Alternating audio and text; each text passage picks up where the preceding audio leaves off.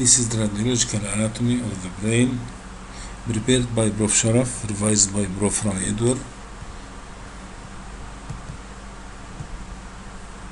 Number 7.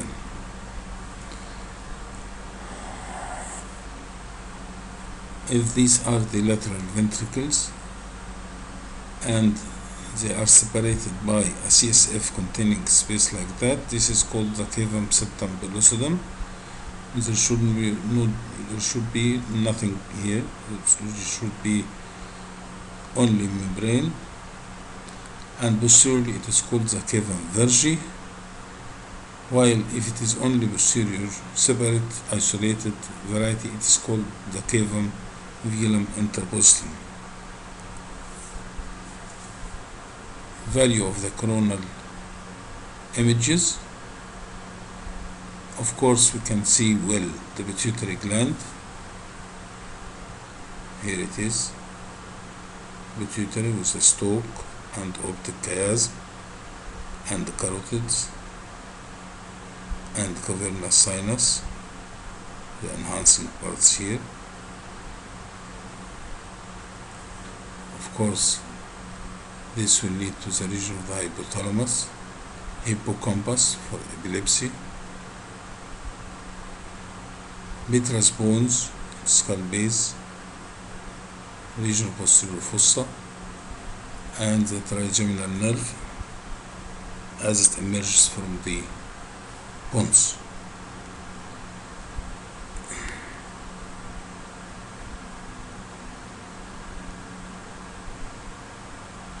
Here is a coronal CT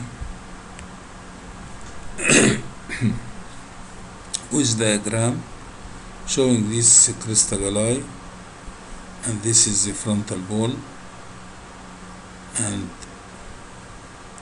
this is the region of the frontal lobe, the eye, the globe, the nasal sinuses starting, but here sinuses at the wall of the orbit is called agarnizae, and they are dangerous because it might cause subophthalmitis if infected. And this is the lamina papyracea, very thin bone forming the inner margin of the globe, and this is the orbital roof. Here it is, the configuration of the sinus, maxillary sinus, osteomeatal complex, this small dehiscence. If obstructed, of course the whole sinus will be obstructed. This is the nasal septum, and this is nasal conchae, middle and lower, or middle and inferior. Then we have here the sides of the muscle. This muscle is called the superior oblique. This muscle is called the superior rectus, and this muscle is called the medial rectus. Medial rectus, superior rectus, lateral rectus, and also this is called the mandible, and this is called the alveolus.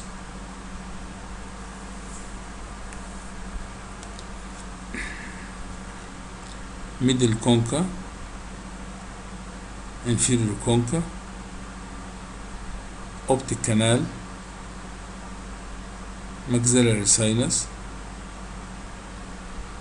zygoma, body of the mandible,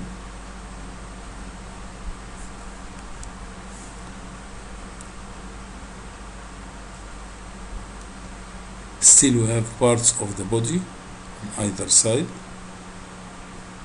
mandibular ramus on either side, zygomatic arches reaching out,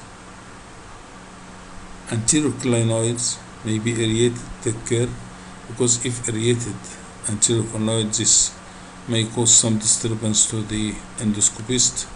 He might pass into one of them and this very thin layer of bone. Of course, this is a sphenoid sinus, and we have some minimal mucosal thickening on that side.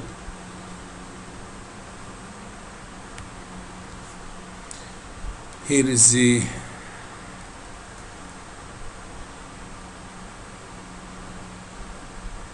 pituitary gland region with the chiasm up here and the stalk central here, and this is the region of the sphenoid.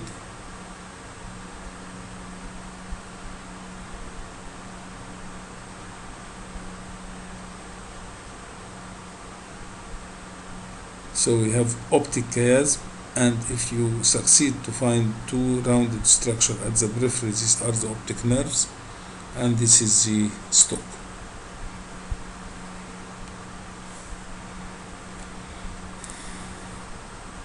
This is a coronal section at the level of the pituitary gland.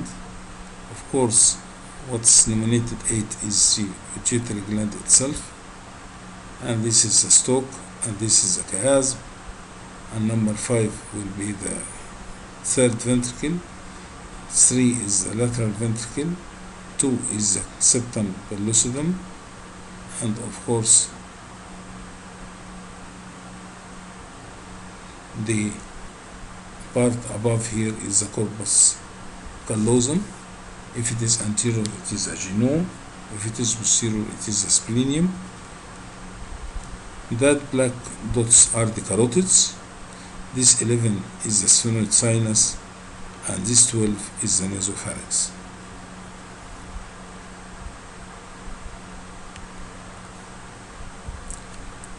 At the third ventricle level, you will find a slit-like structure like that, with the two lateral ventricles here and there, and this will be the region of the bones, and this is the hippocampus, and the medial side is the amygdala.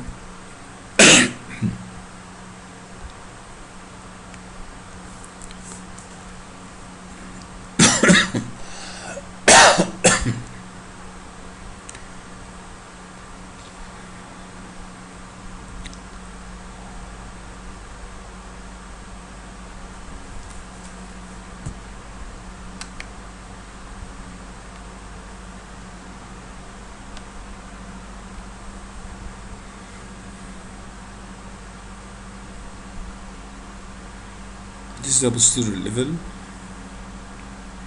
at the region of the medulla and spinal cord, and here is part the cerebellum, cerebellar hemispheres, and this is the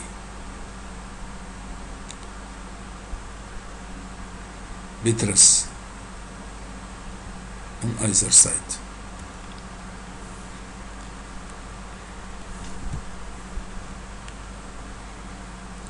Now at this level, this is a posterior level, the cerebellum is now can be seen clearly, and this is the cisterna magna, falx cerebri and interhemispherical,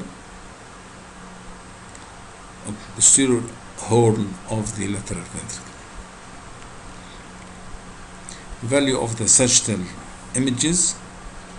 Of course, we can localize parts inside the lobes. We can delineate the corpus callosum as it is here. If you remember the cingulate gyrus, this one, and the calcarine fissure, this one, because they are seen medially in sagittal planes. Of course, we can see the craniocervical junction, and if there is any tonsillar herniation inside, and we can evaluate the sinuses, superior sagittal sinus very well, and inferior sagittal if it is there, if it can be seen. You can evaluate the region of the pituitary gland like this one. There is definitely increased intensity posteriorly, and this is normal, involving the posterior lobe. The mid-sagittal MRI level will show the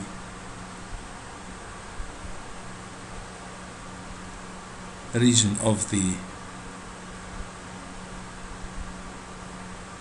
midbrain, pons, medulla, cerebellum, massa intermedia, third ventricle, corpus callosum, splenium, genu, splenium, septum pellucidum in between,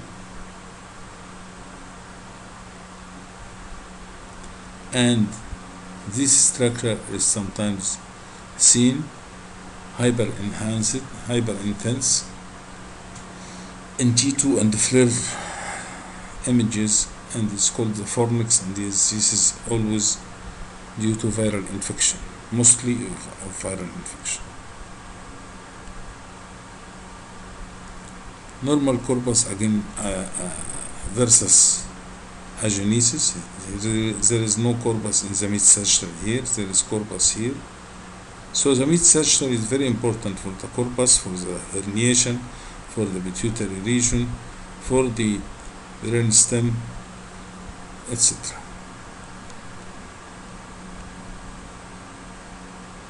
These are the parts of the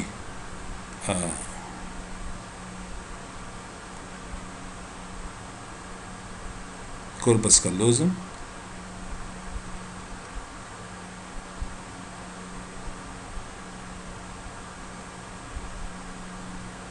Very small thin part anterior is the rostrum, then followed by the genu, followed by the body, followed by the splenium. Don't forget the cingulate gyrus, this one, pons, medulla,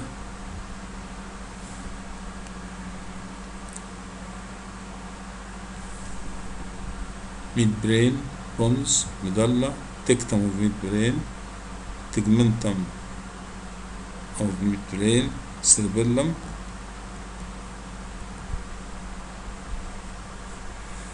what is this? This is the quadrigeminal cistern. What is this? This is the fourth ventricle. What is this? Is the prepontine cistern. And here we can get the basilar artery seen as fluvoid and T2 images, as well as in T1 weighted images, as a prepontine structure, signal void, continuous below to the region of the sterna magna,